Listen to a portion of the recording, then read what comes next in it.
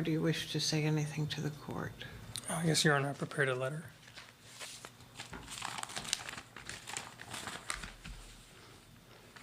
Your Honor, I appreciate the opportunity to talk about the events that I caused that bring me here today. I've thought and prayed about this for the last 2 years, the time since I took the life of Justine Ruszczyk. I thought a lot about Ms. Ruszczyk before the trial, and more so in the last month.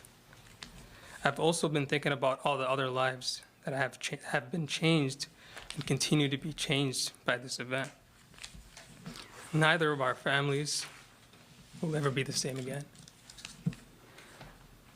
I have wanted to sit with Mr. Damon and tell him about what happened and to extend my condolences to him for the last 2 years, as well as to Ms. Ruszczyk's other families.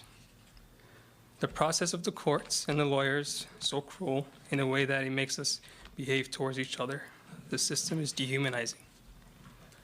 I wish I could have contact with them sooner and in a different way. I have owed Ms. Ruszczyk's family an apology for a long time. I did write them a letter while in jail, and now I apologize in person for taking the life of such a perfect person who was dear to them and so many others. I came to be a police officer as a calling to serve my community. I loved being a police officer in Minneapolis. It was the most rewarding thing I've ever done. I took great pride in my uniform and the job and the mission of being a police officer. I worked to be good at my job and to bring people together.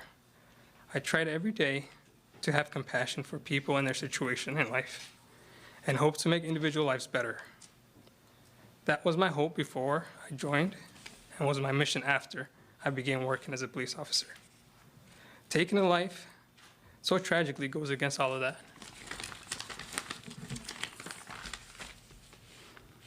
I have lived with this, and I'll continue to live with this.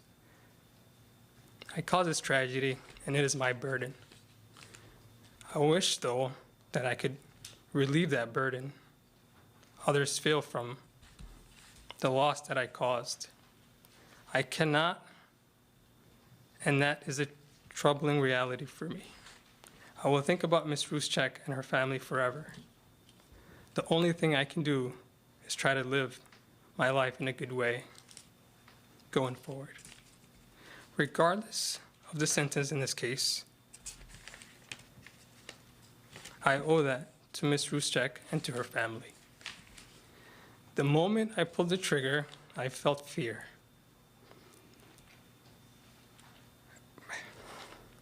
When I walked around, I saw Ms. Ruszczyk dying on the ground. I felt horror.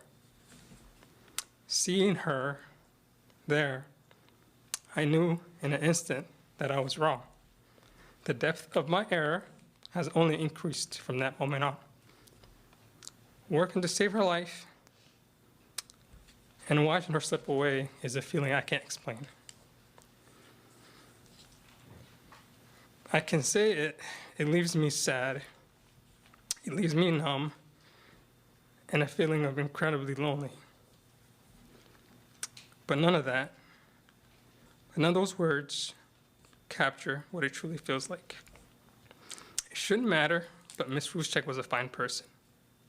Her fiancé and her family are also such fine people, and I feel worse because of that. These are the people I work to serve, and I harmed them in the worst way possible. Again, I apologize. The Quran explains that with hardship, if you're steadfast and have patience, it will come ease. I have to endure the punishment from the court and the punishment from within myself.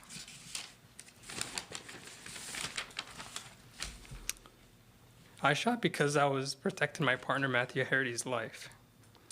I realized after I was wrong. That mistake is my hardship to bear.